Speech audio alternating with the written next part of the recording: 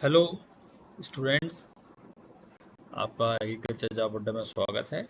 और आइए प्रिय छात्रों, मैं आपके लिए फिर से कुछ अच्छे रेगुलर नेचर के जो जॉब्स हैं आफ्टर ग्रेजुएशन उनकी इन्फॉर्मेशन इस वीडियो में शेयर कर रहा हूं। तो जैसा कि आप देख रहे हैं, स्टेट बैंक ऑफ इंडिया जो कि हमारे देश का सबसे लीडिंग नेशनलाइज बैंक है, उनके द्वारा वेबसाइट पे जो junior associates customer support and sales उसकी रेगुलर नेचर की पोस्ट जो है उसका नोटिफिकेशन उनका वेबसाइट पे फ्लोट हो रहा है। और मैं आपको उसका सोर्स भी शेयर करूंगा, जिसको कि आप डिटेल देख के यदि इंटरेस्टेड हैं और बैंकिंग सर्विसेज के लिए तैयारी कर रहे हैं तो आप उसको अप्लाई कर सकते हैं। तो ऑनलाइन रजिस्ट्रेशन जो है एप्लीकेशन की और पेमेंट की जो है वो 6 अगस्त से स्टार्ट हो गई है और 26 अगस्त तक उनका ये विंडो एक्टिव रहेगा, पोर्टल ओपन रहेगा।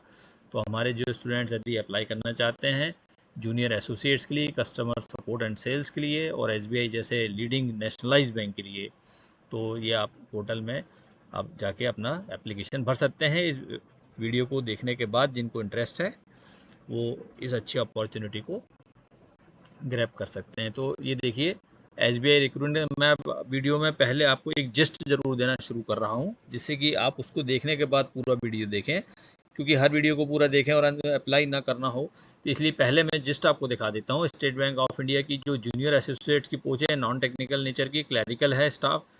और यदि पोस्ट नंबर ऑफ वैकेंसीज की बात करें तो 6589 total, 5100 regular and 1409 is from backlog.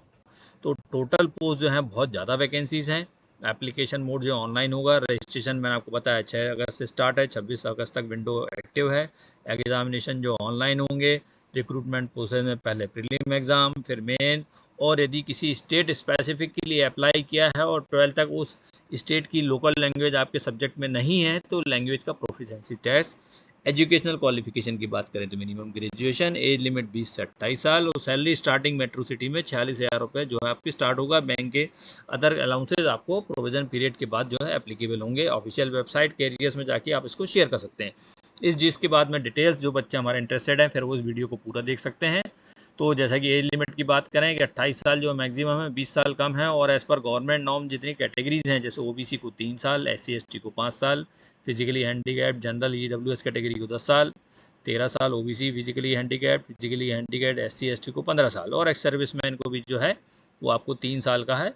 और उसमें भी कई सब कैटेगरीज हैं, तो ये आप डिटेल नोटिफिकेशन किसके, तो एक्स सर्विसमैन चूँकि हमारे स्टूडेंट तो नहीं हो सकते, बाकी ऊपर की 5 कैटेगरी में जो उनको रिलैक्सेशन है वो जहाँ जिस स्टेज पे उनको उसका फ़ायदा मिल सकता है उसी कैटेगरी में उनको अप्लाई करना चाहिए। एकेडमिक क्वालिफिकेशन की बात करें, graduation in any discipline from a recognised university or any equivalent qualification recognized as such by the central government. Candidates having integral dual degree certificate should ensure that the date of passing the IDD is on or before 31 दिसंबर 2025। आज हमारे कुछ university जो है dual degree programme भी run कर रहे हैं, जिसमें ग्रेजुएशन प्लस एक पीजी की डिग्री भी आपको 5 ईयर कोर्स होता है जो। तो यदि ऐसे कोई नए कोर्सेज में स्टूडेंट यदि अभी अपीयर हुए हैं तो उनकी वो डिग्री 31 दिसंबर 2025 को कंप्लीट होना चाहिए फाइनल, और उसके बाद ही जो है आपको अप्लाई कर सकते हैं। यदि फाइनल ईयर सेमेस्टर में ग्रेजुएशन की अप्लाई कर दें, लेकिन आपकी डिग्री जो है 31 दिसंबर 2025, मतलब यदि अभी आप फाइनल सेमेस्टर में अपियर हो रहे हैं और अभी रिजल्ट अनाउंस नहीं हुआ है तो भी आप दे सकते हैं, लेकिन आपकी जो पीडीसी डिग्री है वो डेट होना चाहिए 31 दिसंबर 2025 की। सिलेक्शन प्रोसीजर की बात करें, जैसे मैंने पहले ही स्लाइड में बताया था कि सबसे पहले आपको प्रीलिमिनरी एग्जाम देना होगा जो कि 100 नंबर का होगा और 1 घंटे का पेपर होगा स्क्रीनिंग का, जिसमें 3 सेक्शन होंगे। तीनों सेक्शन के कट ऑफ्स अलग होंगे। इंग्लिश लैंग्वेज के 30 क्वेश्चन 30 नंबर के, न्यूमेरिकल एबिलिटी के 35, रीजनिंग एबिलिटी के 35। इस प्रकार जो है आपके 100 क्वेश्चन 100 नंबर के 1 घंटे में करना होंगे। और each test will have a separate timing as the mention of, हर सेक्शन के लिए अलग टाइम मिलेगा। नेगेटिव मार्किंग भी इसमें होगी, 1/4 of mark assign for the question. और इसके बाद जो है आपको स्क्रीनिंग के बाद यदि क्लियर होते हैं तो आपको मेन एग्जामिनेशन में अपियर होना होगा। जो मेन एग्जामिनेशन है उसका स्ट्रक्चर जो आप देख रहे हैं कि आपको 190 क्वेश्चन करना होंगे, 200 मार्क्स के होंगे, 2 घंटे 40 मिनट का ये ड्यूरेशन होगा पेपर का। और हर टेस्ट के सेक्शन के लिए सेपरेट टाइमिंग होगी। और यहाँ भी आपकी नेगेटिव मार्किंग जो है वो है, आपको ये देखना होगा कि नेगेटिव मार्किंग के तहत आपके मार्क्स कम भी हो सकते हैं।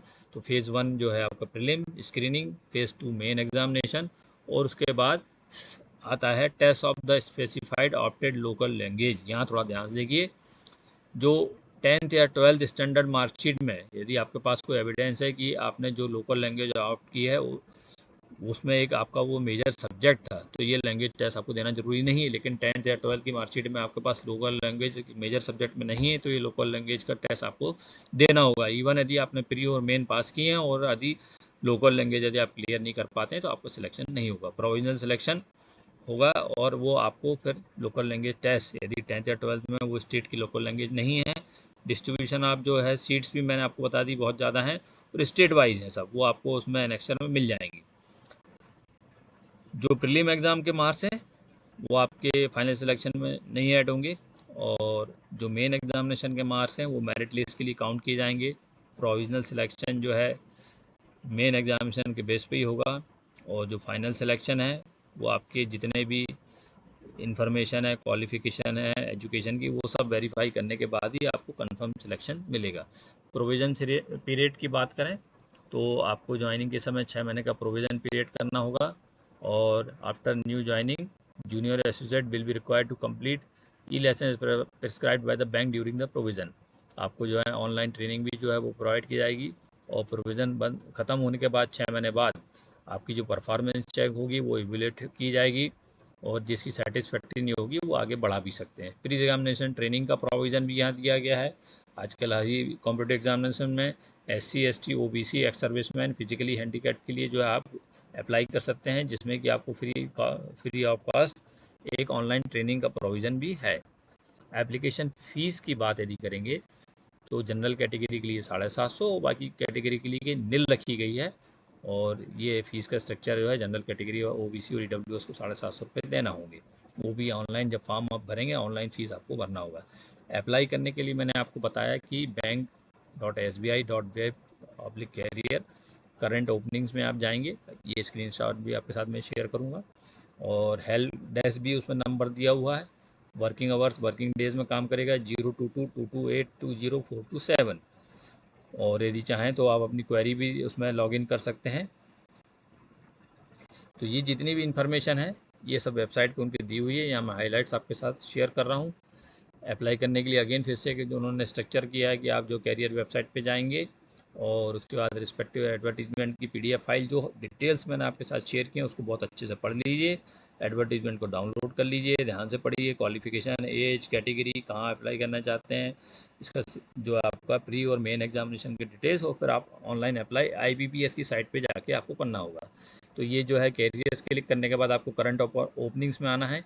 करंट ओपनिंग्स में आने के बाद देखिए आप रिक्रूटमेंट ऑफ जूनियर एसोसिएट पड़ा है, जिसमें लास्ट डेट और एडवर्टीजमेंट की PDF फाइल और अप्लाई ऑनलाइन।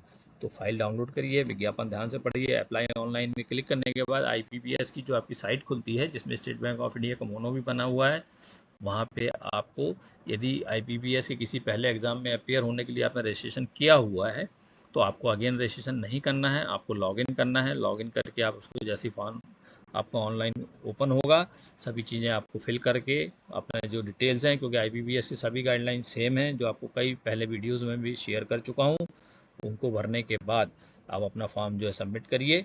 और ये वीडियो सिर्फ उन्हीं स्टूडेंट्स के लिए है जो बैंकिंग सर्विसेज की तैयारी कर रहे हैं।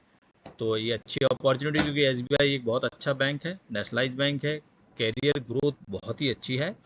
तो ग्रेजुएट पास आउट फ्रेशर्स के लिए मुझे लगता है एक अच्छी अपॉर्चुनिटी हो सकती है। जय हिंद, जय भारत।